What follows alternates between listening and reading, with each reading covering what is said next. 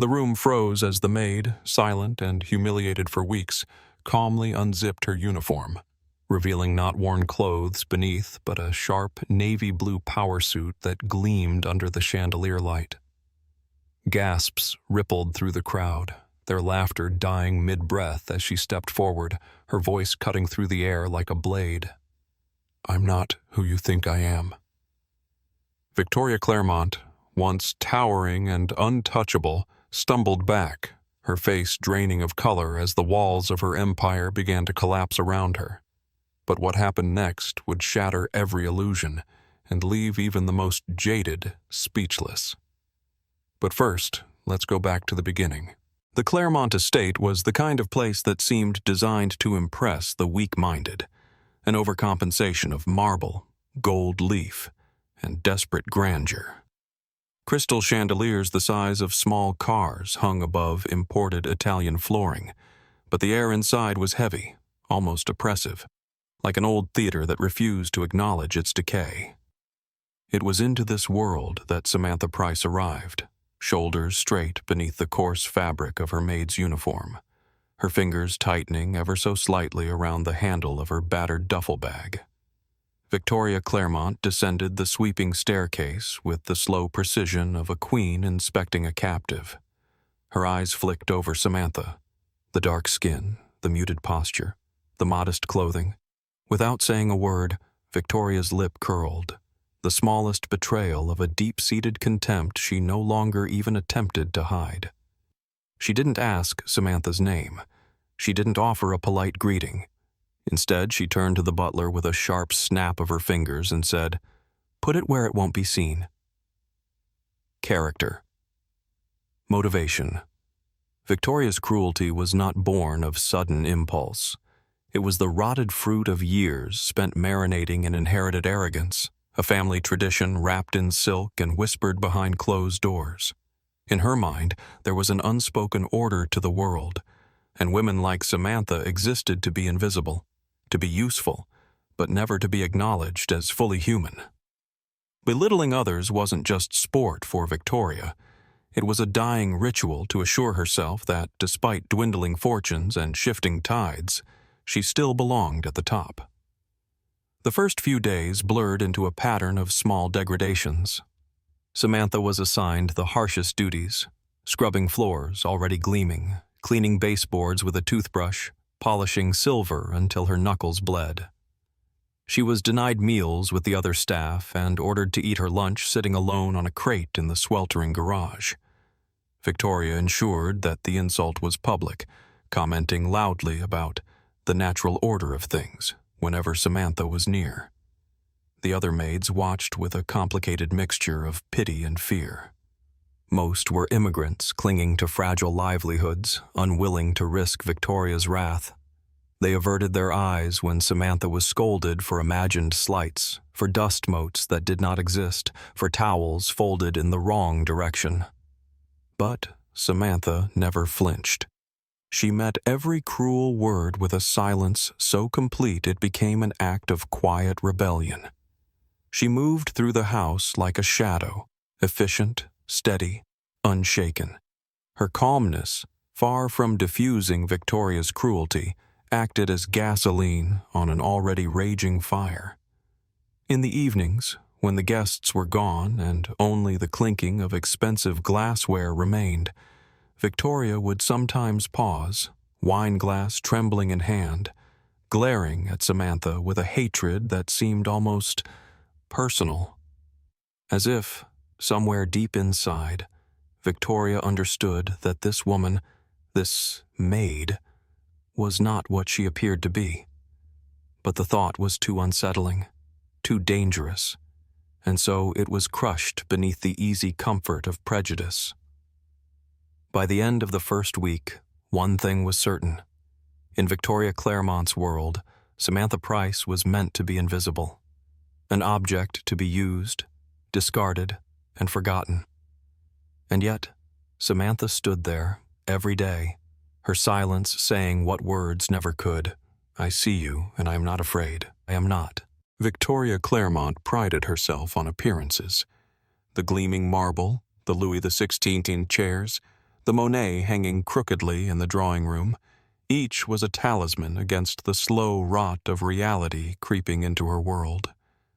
But walls of marble could not hide the overdue mortgage notices piling up in the study, nor the anxious conversations she had behind locked doors, her voice sharp and brittle as cracked glass.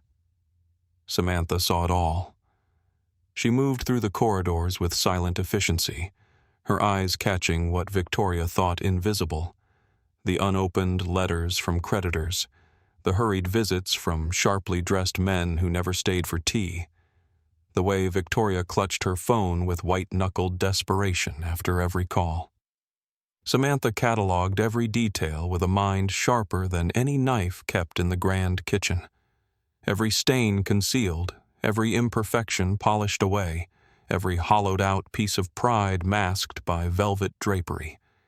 Yet Samantha never gave herself away. Her body worked, bending, lifting, dusting, with the unhurried grace of someone utterly present. When she arranged the fragile artifacts lining the Claremont's display cases, she did so with a curator's reverence, touching each relic of decaying wealth with a gentleness that mocked their owner's casual cruelty. Character motivation. Samantha wasn't after a paycheck. No mere sum could have bought her patience or humility.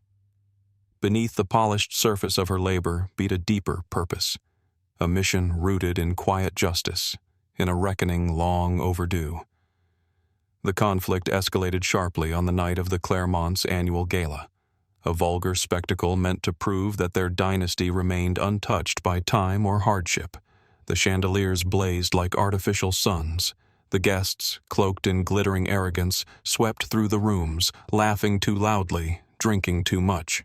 Samantha worked the floor unnoticed, a ghost weaving through the haze of perfume and cigar smoke.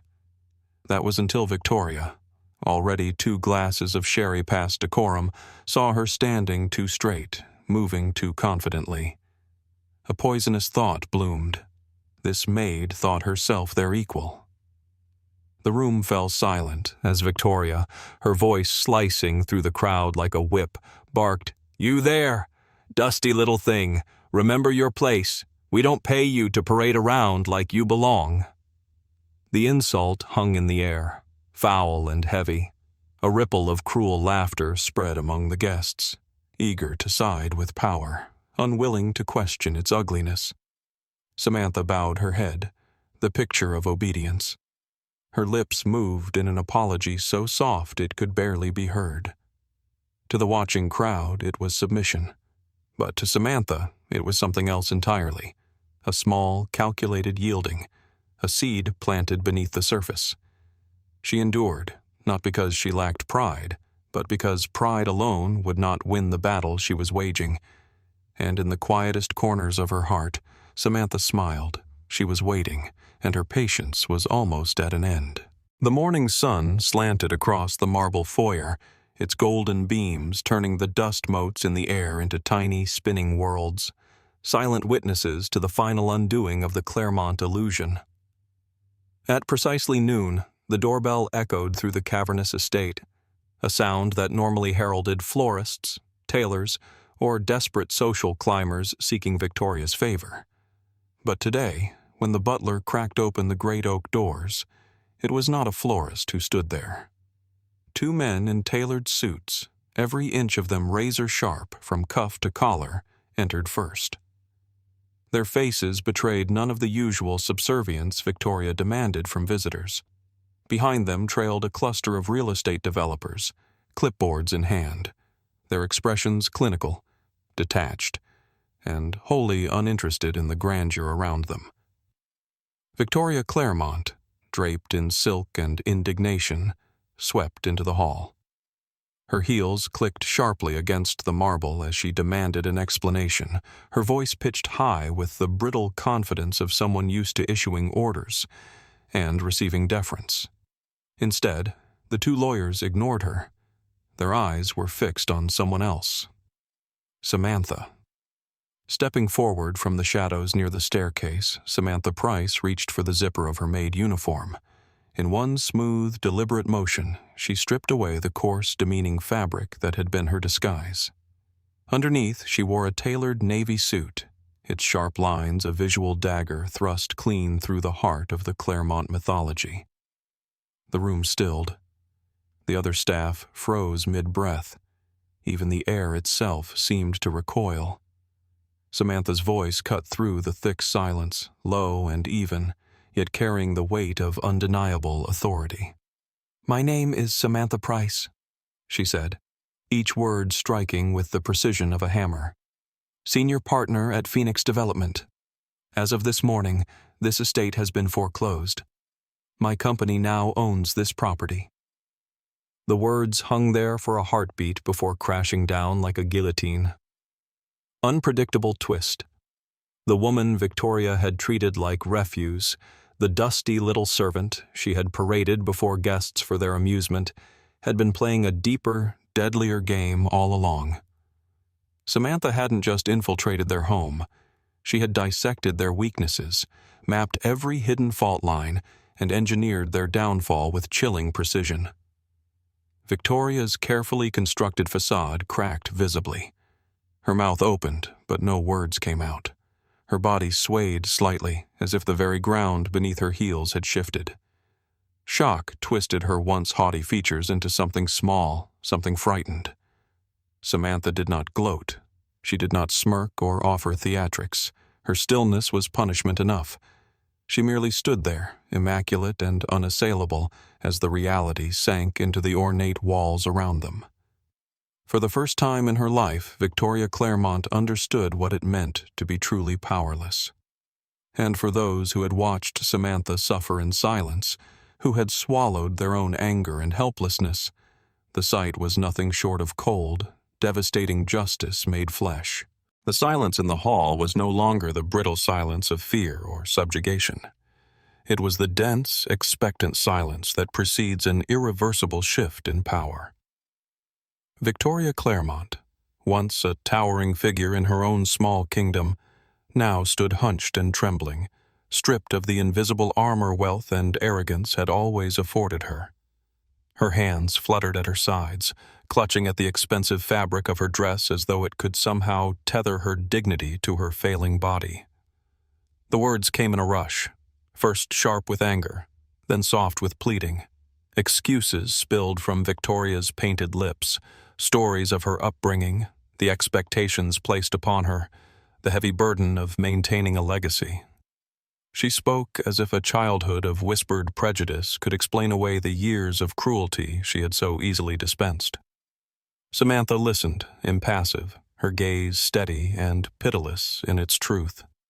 She let the woman unravel, every thread of superiority she had ever wrapped herself in coming undone before witnesses she had once believed invisible. When Victoria finally paused, breathless and blinking back tears of rage and humiliation, Samantha took a single step forward. Her voice, when it came, was calm, almost gentle, but with an iron weight beneath every syllable. "You taught me," Samantha said, "exactly what kind of people should never be trusted with power. Thank you." There was no malice in her tone, no triumphal sneer, only a quiet acknowledgement of a lesson hard-earned. It was the sound of a woman who had refused to be broken, even when every system and cruelty had demanded her submission. Two uniformed officers, summoned quietly earlier, approached from the wings. Without force, without spectacle, they escorted Victoria toward the open doors.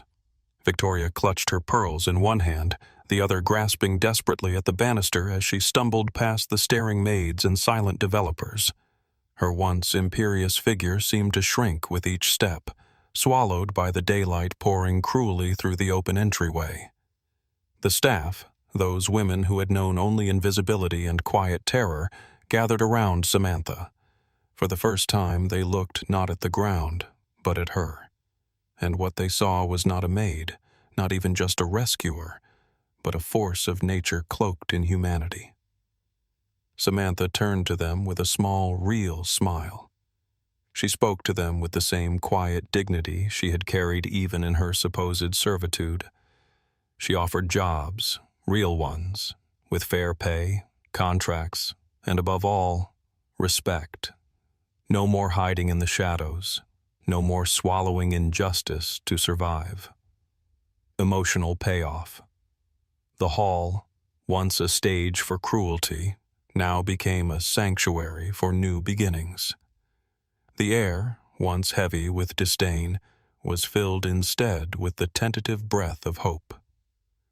Samantha stood for all who had ever been dismissed, belittled, discarded. She had risen not in rage, but in strength. She turned away from the ruins of the Claremont dynasty without a backward glance, stepping into a future shaped by her own hands, her own will. Not just for herself, but for every soul who had ever been told they were worth less. And as she walked forward, the world, at last, was forced to follow.